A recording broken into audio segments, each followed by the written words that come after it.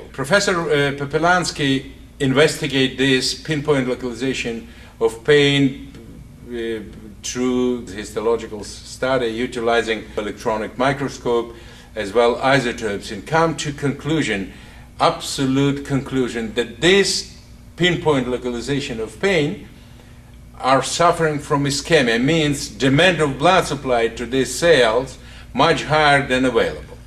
Now, trigger point therapy is basically ischemic compression. What happens when we will detect where is this pinpoint localization of pain? We will start, and as you can see, the tip of the finger is area is bigger than this very millimeters of these points. You find this trigger point and gradually start compressing. You're compressing to the point until you reach the threshold of pain. More, you don't have to force. You feel it's pretty painful, but have to be painful, like Chinese calling this kind of pain healing pain, and not to wake protective muscular jump. It's kind of pleasant even pain. And first 10 seconds we're holding like this. Now, what happened under tip of my fingers? I practically stop blood supply to these points that already used to suffer from insufficiency of blood supply. Around my finger, by nature, arterial blood flow under pressure and start accumulating. I obstruct the supply to this point, and arterial blood start accumulating around my tip of the fingers.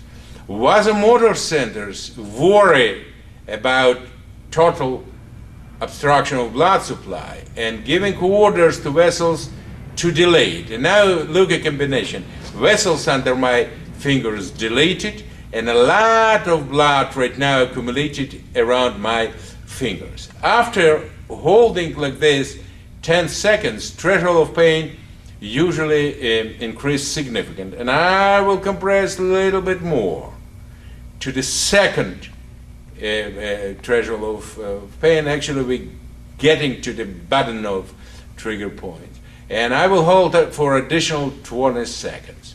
When totally 30 seconds of compression will be done, and you in your heart can count 1, 2, 3 to the 30. And again, please imagine what happened under my tip of the fingers. A lot of blood accumulated, a lot of vasodilation and fast withdrawal, blood rushing to these trigger points, and eliminating this ischemia, balancing demand and available supply of blood. And after this mobilization of muscles that leading to relaxation or restoration of normal resting tone within muscles is crucial.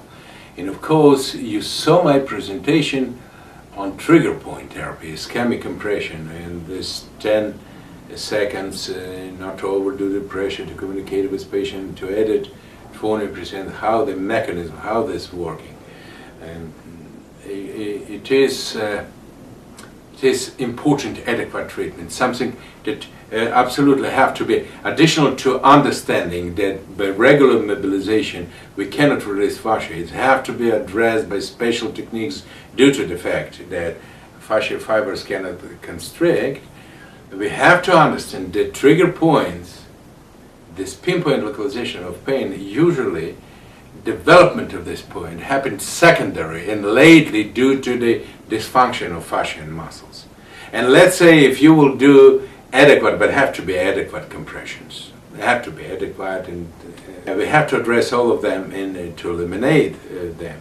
But if previously fascia tension will be not released and muscles will be not stimulated to relaxation, and let's say we will inhibit these trigger points, we will restart them again, which is absolutely not healthy. And I mean, all trigger points have to be addressed.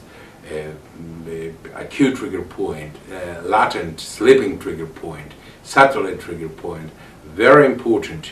The existence of these trigger points, and usually any segment, injured segment, carry between 3 to 5 trigger points. They all have to be addressed adequately and have to be eliminated. But the cause, the secondary developing the trigger points, have to be addressed, and this is dysfunction or tension, excessive tension within fascia and muscles.